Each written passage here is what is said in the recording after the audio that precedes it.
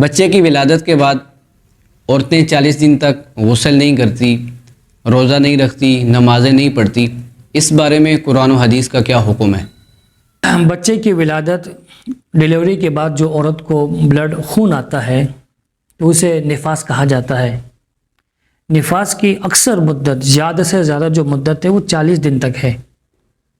اور کم سے کم اس کی کوئی مدت نہیں ہے کہ اگر عورت ڈیلیوری کے بعد، بچے کی ولادت کے بعد اگر 1 دن کے بعد یا 1 ہفتے کے بعد بلڈ رک گیا، خون رک گیا، تو اس عورت کو چاہیے کہ وہ غسل کر کے پاک ہو جائے، تو وہ نمازیں بھی پڑھے، روزے بھی رکھے، دیگر ذکر و اذکار کرے۔ تو جو آپ نے سوال کہ عموماً یہ معاشرے کے اندر اکثر خواتین ایسے ہی کرتی ہے کہ جب بچے کی ولادت کے بعد نہ وہ غسل کرتی ہے، نہ وہ نماز پڑھتی ہے، نہ وہ روزہ رکھتی ہے، اور اپنے آپ کو ناپاک تصور کرتے ہیں۔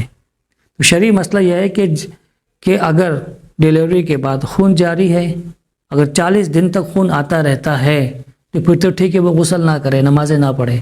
لیکن اگر 40 دن سے پہلے خون رک گیا، عورت پاک ہو گئی، اب اس کے اوپر لازم ہے کہ وہ غسل جنابت کرے، وہ غسل کرے، نمازیں پڑھنا شروع کرے، اگر رمضان مبارک کا مہینہ ہے تو روزے بھی رکھے، دیگر ذکر و اذکار کرے۔ شرعی مسئلہ یہ ہے۔ مفتی صاحب، حیض اور نفاس والی عورتوں کی نمازوں اور روزے کا کیا حکم ہے؟ جو حائضہ عورت ہے، جو مخصوص ہر عورت کو جو مہینے میں مخصوص ایام آتے ہیں تو اس دوران عورت کے لیے نماز پڑھنا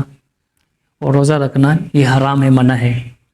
اس طرح جو نفاس والی عورت ہے، بچے کی ولادت کے بعد جو عورت کو خون جاری ہوتا ہے، تو اس دوران بھی